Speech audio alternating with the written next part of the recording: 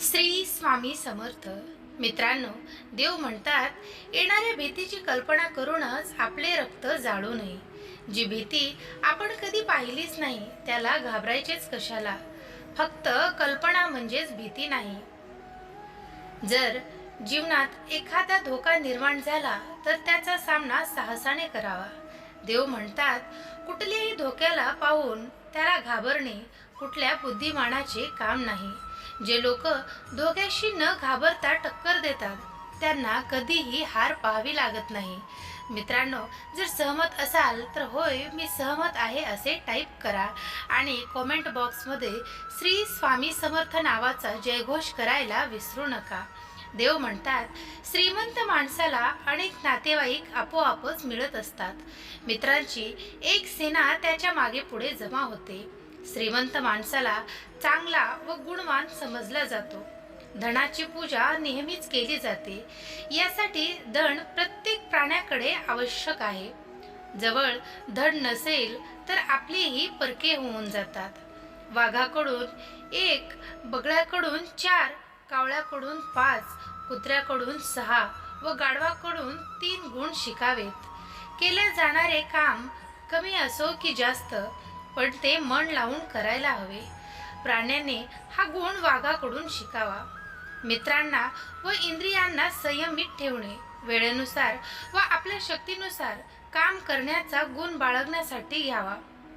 तो बगळ्याकडून घ्यावा. वेळेवर उठणे, भांडणे, बंधूंना पळवणे, धावून अन्न घेणे हे 4ही गुण कोंबड्याकडून शिकावेत. संकोचाने मैथुन करणे, वेळोवेळी संग्रह करणे, सावध राहणे, कुणावरही विश्वास न करणे हे 5 गुण कावळ्याकडून शिकायला हवे. देव म्हणतात, उपाशी असून समाधानी, गाढ झोपेत जागृत, मालकाशी प्रामाणिक व पराक्रमी हे सर्व गुण कुत्र्यापासून शिकावेत. थकल्यावर ओझे ओढणे, उन्हाचा व थंडीचा प्रभाव नसणे, नेहमी समाधानी राहणे, कोरडे खाऊन देवाचे नाव घेणे हे सर्व गुण गाढवाकडून शिकावेत. हे सर्व गुण 20 गुण ग्रहण करणारा प्राणी नेहमी यशस्वी होतो. त्याची सर्व कामे सरळ होतात. तो कधी धोका खात नाही. मित्रांनो, अजूनही आपलं हे भक्तिमय चॅनल सबस्क्राईब केलं नसेल तर जरूर सबस्क्राईब करा. व्हिडिओला लाईक करा. ज्यांना गरज आहे त्यांना नक्कीच व्हिडिओ शेअर करा. देव म्हणतात, कुणीही व्यक्ती जेव्हा एखाद्या कामाला सुरुवात करते, हे काम लहान असो किंवा मोठे असो, पण त्या कामाच्या कष्टात कुठे कमी यायला नको. जर त्यांच्यामध्ये काम पूर्ण ताकदीने करण्याचे गुण आहेत तर आपल्या इंद्रियांवर संयम ठेवून व वेळेच्या गतीला पाहून काम करतो. वेळेवर झोपतो, वेळेवर उठतो, आपल्या अधिकारासाठी झगडतो, आपल्या बंधूंना पळवतो, आपले अधिकार ओढून घेतो, एकांतात शांत राहतो, वेळोवेळी संग्रह करतो, सावध राहतो, कुणावर विश्वास ठेवत नाही, उपाशी असला तरी थोड्यात समाधान मानतो, गाढ झोपेत सावध राहतो व येणाऱ्या प्रत्येक संकटांशी टक्कर देण्यास सज्ज राहतो व ऊन थंडीला घाबरत नाही. हे 20 गुण जे आम्ही जनावरांपासून शिकतो, हे 20 गुण मानवांचे जीवन उंच करण्यास व मनुष्याच्या सर्व चिंता दूर करण्यासाठी उपयोगी आहेत.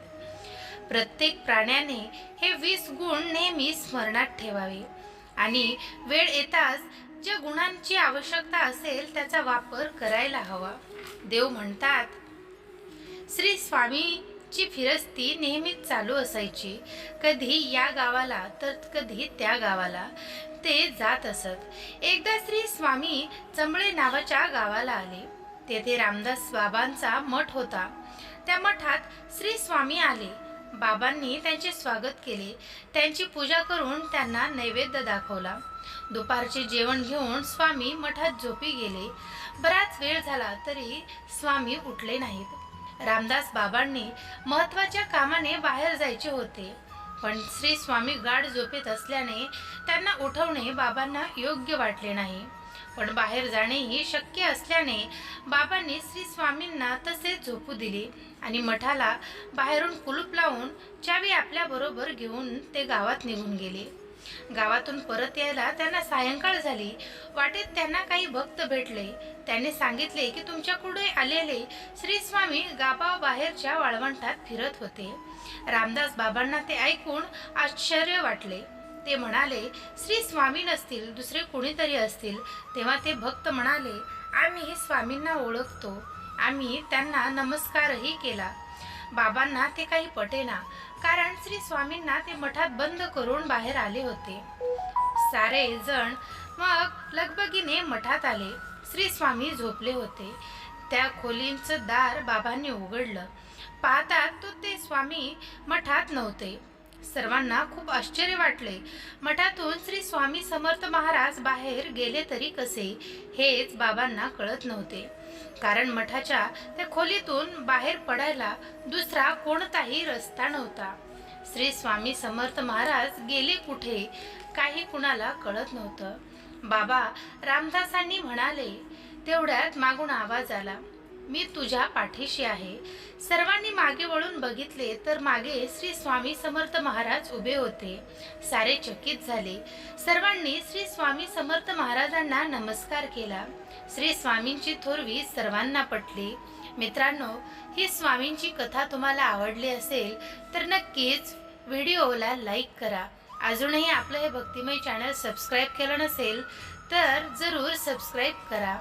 जाता जाता कॉमेंट बॉक्समध्ये श्री स्वामी समर्थ नावाचा जयघोष करायला विसरू नका. श्री स्वामी समर्थ, जय जय स्वामी समर्थ. अवधूत चिंतन श्री गुरुदेव दत्त.